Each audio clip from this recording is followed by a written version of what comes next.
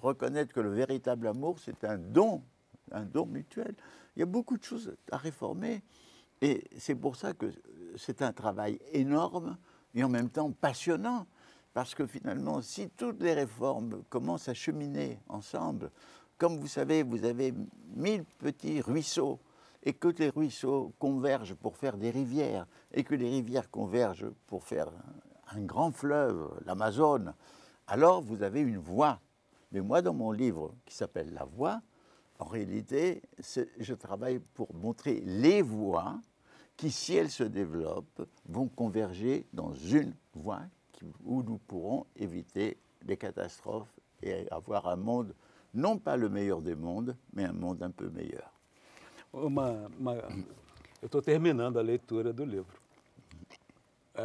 Aqui tem algo que me chamou bastante atenção, porque você coloca aqui um pós-fácil,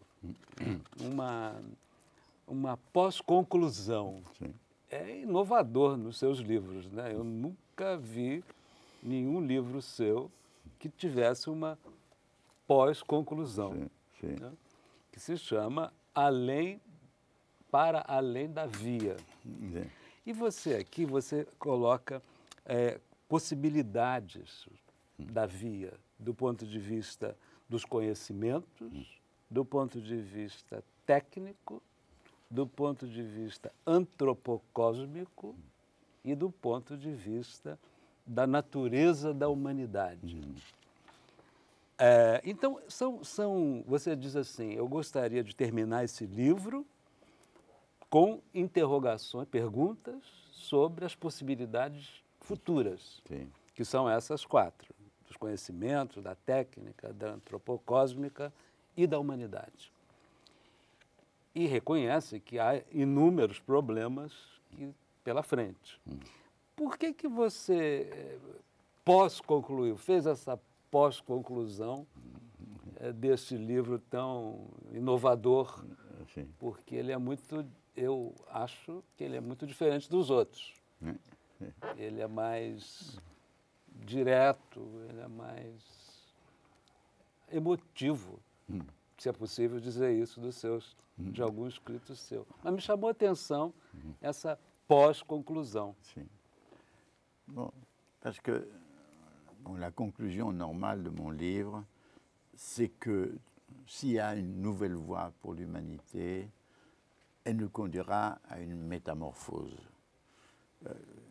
L'humanité a déjà connu des métamorphoses, parce qu'il y avait sur Terre, pendant 100 000 ans, des petites sociétés de chasseurs, de cueilleurs, sans État, sans agriculture, sans ville, sans classe sociale, etc. Bon. Et puis en quelques points du globe, il s'est passé une métamorphose. Ces sociétés ne se sont pas seulement agrégées, elles se sont structurées d'une façon nouvelle. Il y a eu un État, il y a eu l'agriculture, il y a eu la ville, il y a eu la classe sociale, il y a eu la religion, il y a eu l'esclavage, il y a eu la philosophie, il y a eu les arts. Pour le meilleur et pour le pire. Et on a eu les sociétés historiques qui ont détruit les petites sociétés et qui aujourd'hui recouvrent la Terre. Et moi je dis qu'une autre métamorphose est possible parce que quand un système, qui est le système planétaire actuel, ne peut pas traiter ses problèmes vitaux et ne peut pas traiter ni la question de la faim, ni la question de ce nouveau déchaînement des fanatismes religieux et ethniques. Il ne peut pas traiter ce capitalisme financier spéculatif qui semble être le maître du monde. Il ne peut pas traiter la destruction de la biosphère. Alors, donc un tel système, quand il ne peut pas traiter ces problèmes, soit se désintègre, soit il est capable de créer un métasystème, de créer un système plus riche, il traite ces problèmes. Ça serait la conclusion, parce que je ne peux pas faire le dessin du nouveau système. Quand il y a une création, vous ne pouvez pas la prévoir d'avance. Personne n'aurait pu prévoir d'avance, quand il y a 100 000 ans, qu'il y aurait l'Égypte, Babylone, etc. Personne n'aurait pu prévoir le monde moderne, il y a même seulement 2000 ans. Bon. Donc nous ne pouvons pas prévoir, mais nous pouvons penser qu'il y aura quelque chose d'autre, une création historique. Mais je me suis dit, Mais jamais l'humanité ne s'est arrêtée. Et je dis que dès aujourd'hui, nous voyons l'apparition d'une technique nouvelle. Jusqu'à pendant très longtemps, les machines, c'était des machines déterministes qui obéissaient à des programmes. Là, nous commençons à voir des machines intelligentes qui ont un peu d'autonomie. Dans les science-fiction même, on suppose que ces machines pourraient s'émanciper. Mais nous avons des prothèses entre les machines et nous. Nous faisons partie du monde des machines et les machines font partie de nous. Où est-ce que ça nous conduit? Je m'interroge.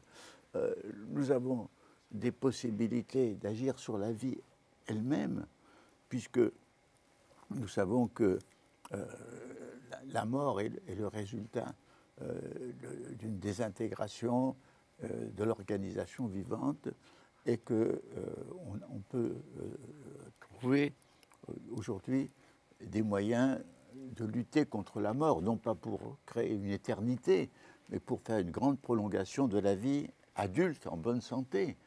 Nous voyons des possibilités d'émancipation nouvelles, incroyables, et des possibilités d'asservissement nouveaux, incroyables, des systèmes totalitaires nouveaux qui seront pires que les anciens, et des libertés. Alors, nous avons un avenir absolument inconnu, mais je ne pouvais pas m'empêcher de penser à l'aventure. Jusqu'où ira l'humanité? Est-ce qu'elle colonisera les planètes quand la Terre se refroidira? Mais en même temps, je me suis dit, il y aura sans doute beaucoup de transformations, mais jamais nous n'éliminerons la mort, parce que, bon, nous pourrons prolonger la vie, mais la mort fait partie, pas seulement de l'humanité, elle fait partie de la vie, pas seulement de la vie, de l'univers. Actuellement même, les étoiles, hein, elles meurent au bout de 4 milliards d'années. Et puis l'univers, il se disperse. Il va probablement vers une mort de notre univers. Peut-être il va naître un nouvel univers, mais notre univers va mourir. Nous ne pouvons pas éliminer l'horizon de la mort. Et d'autre part, nous ne pouvons pas éliminer l'affectivité. Sinon, nous deviendrons des purs robots. Nous continuerons à souffrir. Nous continuerons à aimer. Nous continuerons à jouir. Et de nouvelles façons. Donc, j'ai essayé, comme ça, de voir, de me situer finalement dans une aventure incroyable. Parce que c'est incroyable qu'il y a peut-être une histoire qui commence il y a 10 millions d'années. Un certain nombre d'anthropoïdes se sont levés pour marcher sur les pieds et ont développé les mains et le cerveau. C'est incroyable de penser toute cette aventure qu'on appelle l'hominisation, dont nous voyons les traces, pour arriver finalement à une espèce qui invente le langage, qui invente la culture, qui invente la conscience, qui invente la pensée, qui invente la civilisation. Et de voir que cette aventure de l'histoire se fait à travers des empires, des destructions, des créations comme la démocratie qui apparaît dans une petite ville comme Athènes, avec des inventions. Un homme qui crée une religion, comme le prince Sakyamuni, qui crée le bouddhisme, comme Jésus, qui crée le christianisme, Jésus et Paul, comme Mohamed, qui crée des inventions incroyables, l'invention de la science, et tous ces événements étonnants, ces renversements de situation, cette conquête incroyable de l'Amérique par quelques conquistadors affamés d'or. Et donc, quand on voit cette histoire inimaginable, qui n'a pas que des monstruosités, qui a des actes d'héroïsme, des beautés, des poésies, on dit, mais cette aventure incroyable, elle va continuer de façon encore incroyable, encore plus incroyable. J'ai voulu donner ce sentiment à la fin du livre qu'on est dans une aventure inconnue, terrible, merveilleuse, horrible, belle. J'ai voulu qu'on donne ce sentiment que moi je ressens sans cesse. Há livro seu que é Meu Caminho, Mon Chemin, já publicado no Brasil, e me chama muita atenção os capítulos finais da sua entrevista, porque você fala da vida e da morte, do sentido da felicidade, etc. E a Djanane, que é a entrevistadora, faz a você a seguinte pergunta que eu vou fazer de novo. Ela pergunta assim, Edgar Morin, você é feliz? E você responde o seguinte, sim, sou feliz, mas tenho um lado melancólico, como a face obscura da lua. Eu acho essa sua resposta, que você é feliz, mas tem um lado melancólico, como a face da lua, a face obscura da lua. Uma das coisas que você escreveu que mais me motiva a estudá-lo e tentá-lo entender um pouco mais. Queria que você comentasse um pouco essa ideia da felicidade que você respondeu a Djanane. Mas aujourd'hui, peut-être je répondrai différemment. Je ne peux pas dire que j'ai eu une vie heureuse, je ne peux pas dire que j'ai eu une vie malheureuse. Ça veut dire j'ai une vie qui a connu des malheurs, des grands malheurs, et j'ai eu une vie qui a connu de merveilleux bonheurs. Alors, je ne peux pas résumer ma vie en une formule. Ça, c'est une chose. Quand j'ai répondu ce que vous avez cité,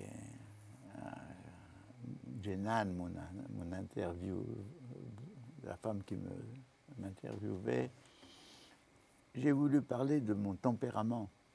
C'est vrai que j'ai un aspect extraverti, gai, aimant la plaisanterie, qui aimait chanter, de mon père. Et j'ai une nature mélancolique, pessimiste, que je tiens de ma mère. Bon, alors, en moi, tantôt c'est ma mère qui domine, tantôt c'est mon père, voilà, mais ça c'est ma réponse. Mais si je réponds plus profondément à la question, moi je distinguerai des époques de bonheur et des moments de bonheur. Moi, je peux avoir des moments de bonheur. Par exemple, il n'y a pas longtemps, une matinée, j'écoute et regarde un canal de télévision en France qui s'appelle Mezzo et qui donne de la musique symphonique, de la musique. Et je suis tombé, il y avait une exécution de la symphonie du Nouveau Monde, de Dvorak, de l'Orchestre Philharmonique de Berlin, dirigé par Claudio Abbado, au Grand Théâtre de Palermo en Sicile. Jamais je n'ai entendu une exécution aussi merveilleuse, aussi intégrée de cette œuvre que je trouve par ailleurs sublime. Eh bien, vous savez, j'ai connu un moment de bonheur inouï et que j'ai gardé encore pendant quelques heures. Alors, ce sont des moments d'extase. Je peux l'avoir aussi quand je vois un papillon blanc qui volette de part et d'autre, qui cherche ses fleurs. Ça me donne aussi des petits moments de bonheur. J'ai 1000 petits moments de bonheur. Mais ces petits moments de bonheur, je peux les avoir dans une vie par ailleurs tourmentée. Bon. Mais, bon, j'ai eu, je crois, d'immenses malheurs, parce que je crois que pour moi, le plus grand malheur, c'est d'avoir perdu ma mère quand j'avais 10 ans. J'étais enfant unique.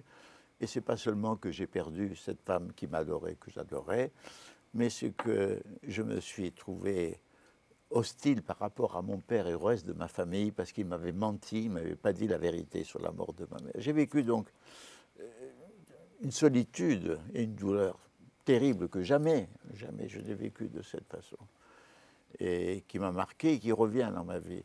J'ai eu ce malheur. Bon. Et puis j'ai connu récemment un grand malheur. J'étais très attaché à mon épouse Edwige et un attachement très très profond. Et pendant 2 ans, j'ai beaucoup souffert et sa présence ne s'est pas effacée, bien que j'ai une nouvelle vie, un nouvel amour.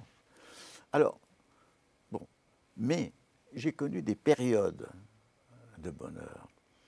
Je dois dire que, par exemple, une période de bonheur, c'est très curieux à dire, c'était une période de malheur social et politique. La France était occupée par l'armée nazie, mais moi, j'étais dans la résistance et j'ai vécu une fraternité. J'ai vécu le sentiment de justification de ma vie qui avait un sens puisque je me donnais à une cause plus grande que moi. Et ça, c'était, malgré les dangers, malgré la peur, malgré tout ça, c'est une période de bonheur. J'ai connu une période de bonheur, 2 ans ou 3 ans de vie de communauté avec des amis qui sont maintenant tous morts, Marguerite Duras, Dionys Mascolo, Robert Antelme. On a un groupe d'amis tellement forts, tellement beaux, que c'est une période de bonheur. J'ai vécu une période de bonheur en Californie en 69-70, dans des conditions d'épanouissement merveilleux, avec une contre-culture juvénile qui m'enthousiasmait, et moi-même, en refaisant mes pensées, en lisant, en découvrant des textes que je ne connaissais pas, en refaisant. Bon, si vous voulez, alors pour moi, j'ai ces périodes de bonheur, j'ai des périodes de malheur, j'ai des périodes grises. Ce que je dois dire, c'est que pour moi, le travail, c'est-à-dire écrire mes livres, mais surtout certains livres, comme par exemple La méthode, qui m'a pris beaucoup d'années, et un gros effort intellectuel. Et c'est certain que pour moi, j'avais besoin